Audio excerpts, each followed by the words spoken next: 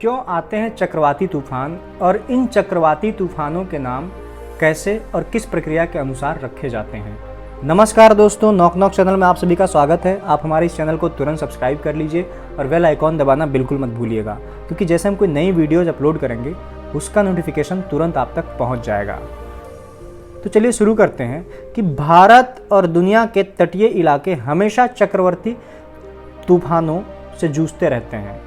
चक्रवाती तूफानों को अलग अलग जगह के हिसाब से अलग अलग नाम दिया जाता है, जैसे साइक्लोन, हरिकेन और टाइफून। ये तीनों ही चक्रवाती तूफान होते हैं। उत्तरी अटलांटिक महासागर और उत्तर पूर्वी प्रशांत महासागर में आने वाले चक्रवाती तूफान को हरिकेन कहते हैं। उत्तरी पश्चिम प्रशांत महासागर में आने वाले चक्रवाती तूफानों को टाइफून कहते हैं और दक्षिण प्रशांत महासागर और हिंद महासागर में आने वाले तूफानों को साइक्लोन कहा जाता है। भारत में आने वाले चक्रवाती तूफान दक्षिण प्रशांत और हिंद महासागर से ही आते हैं, इसलिए इन्हें साइक्लोन कहा जाता है। इनके घूर्णन की दिशाएं अलग अलग होती हैं। पृथ्वी के आधे ऊपरी हिस्से यानी उत्तरी गोलार्ध में आने वाले चक्रवाती तूफान घड़ी की सुई के चलने की दिशा यानी क्लॉकवाइज में घूमते हैं, जबकि दक्षिण गोलार्ध में आने वाले तूफान घड़ी की सुई के चलने की विपरीत दिशा यानी एंटी क्लॉकवाइज घूमते हैं। भारत दक्षिण गोलार्ध में है, इसलिए यहाँ आने वाले चक्रवात एंटी क्लॉकवाइज घूमते हैं। क्यों आते हैं चक्रवाती तूफान? पृथ्वी के वायुमंडल में हवा होती है, समुद्र के ऊपर भी जमीन की तरह भी हवा होती है। वहाँ हमेशा उच्च दाब से निम्न दाब वाले क्षेत्र की तरफ बहती रहती है।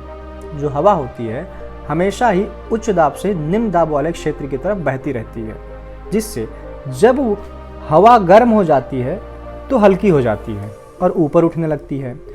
जब समुद्र का पानी गर्म होता है तो उसके ऊपर मौजूद हवा भी गर्म हो जाती है और ऊपर उठने लगती है। इस जगह पर निम्न वायुदाब का क्षेत्र बनने लगता है। आसपास मौजूद ठंडी हवा इस निम्न दाब वाले क्षेत्र को भरने के लिए इस तरफ बढ़ने लगती है, लेकिन पृथ्वी अपनी धुरी पर लट्टू की तरह घूमती रहती है। इस वजह से यह हवा सीधी दिशा में न जाकर बल्कि घूमने लगती है और चक्कर लगाती हुई उस जगह की ओर आगे बढ़ती है। तो इसे ही हम चक्रवात कहते हैं। चक्रवात तेजी से घूमती हवा होती है, इसलिए इसका मध्य बिंदु हमेशा रिक्त रहता है, क्योंकि घूमती हुई हवा उस बिंदु के चारों ओर घूमती रहती है, लेकिन उस बिंदु तक नहीं पहुंच पाती है और उसी बिंदु को चक्रवात कहते हैं, हम जिसे आंखों से भी देखा जा सकता है, और इसे चक्रवात की आंख कहते हैं। जो हवा गर्म होकर ऊपर उठती है उसमें नमी होती है, इसलिए चक्रवात में तेज हवाओं के साथ बारिश भी होती है। चक्रवात घूमते हुए आगे बढ़ता है और जब समुद्र के तट से टकराता है तो कमज़ोर पड़ने लगता है। इसका कारण ज़मीन पर हवा का उच्च दबाव होना है। चक्रवात की दिशा का अनुमान लगाया जाता है, लेकिन चक्रवात का रास्ता निश्चित नहीं किया जा सकता। कई बार चक्रवात अपना रास्ता तट से टकराने से पहले ही हवा के दबाव के चलते अपना रास्ता बदल देते हैं।